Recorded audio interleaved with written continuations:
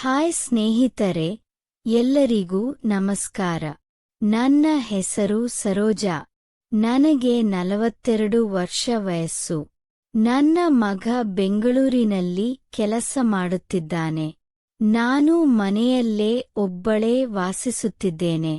ನನ್ನ ಮಗ ವಾರಕ್ಕೊಮ್ಮೆ ಮನೆಗೆ ಬಂದು ಹೋಗುತ್ತಾನೆ. ನಾನು ಮನೆಯ ಕೆಲಸಗಳನ್ನು ಮಾಡಿಕೊಂಡು ಮನೆಯನ್ನು ಸ್ವಚ್ಛವಾಗಿಟ್ಟುಕೊಳ್ಳುತ್ತಿದ್ದೆ. ಅವನು ಬಂದಾಗ ಇಲ್ಲಿಯೇ 2 ರಾತ್ರಿ ಕಳೆಯುತ್ತಿದ್ದ. ನಾನು ಅವನಿಗೆ ಬಗೆಬಗೆಯ ತಿನಿಸುಗಳನ್ನು ಮಾಡಿ ಕೊಡುತ್ತಿದ್ದೆ. ಅವನು ತನ್ನ ರೂಮಿನ ಹಾಸಿಗೆಯ ಮೇಲೆ ಮಲಗುತ್ತಿದ್ದ. ನಾನು ಹಾಲ್ನಲ್ಲೇ ಮಲಗುತ್ತಿದ್ದೆ. ಅವನು ನಾನು ಮಲಗುವವರೆಗೂ ಮಲಗುತ್ತಿರಲಿಲ್ಲ.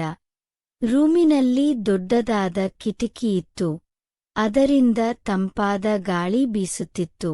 ಒಂದು ದಿನ ನಾನು ಹೆಚ್ಚು ಗಾಢ ನಿದ್ರೆಯಲ್ಲಿದ್ದೆ. ಅವನಿಗೆ ತುಂಬಾ ಚಳಿ ಆಗಿ ಬಳಲುತ್ತಿದ್ದ. ನನಗೆ ಅದರ ಅರಿವು ಆಯಿತು.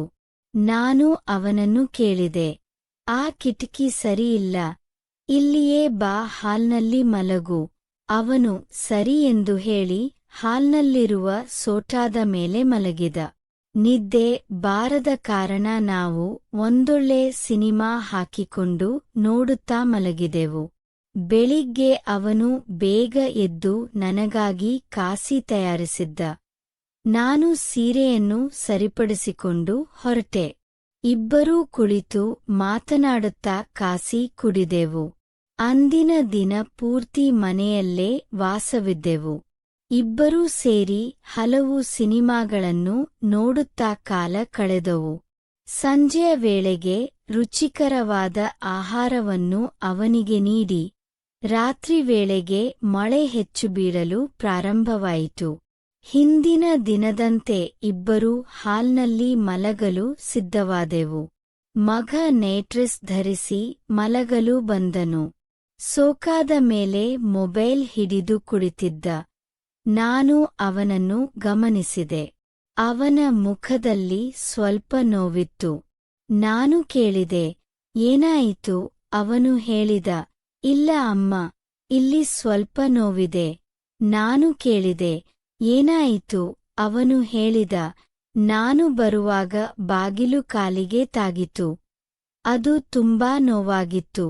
ನಾನು ಹೇಳಿದೆ, ಸರಿ ಇರು, ಇಲ್ಲಿದೆ, ಬಾಮ್ ಹಚ್ಚಿಕೊಂಡು ಮಲಗು. ಅವನು ಬಾಮ್ ಹಚ್ಚಿಕೊಂಡು ಮಲಗಿದ.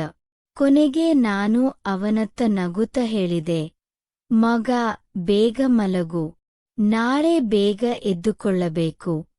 ಅವನು ನಿಧಾನವಾಗಿ ನಿದ್ರೆಗೆ ಜಾರಿದ.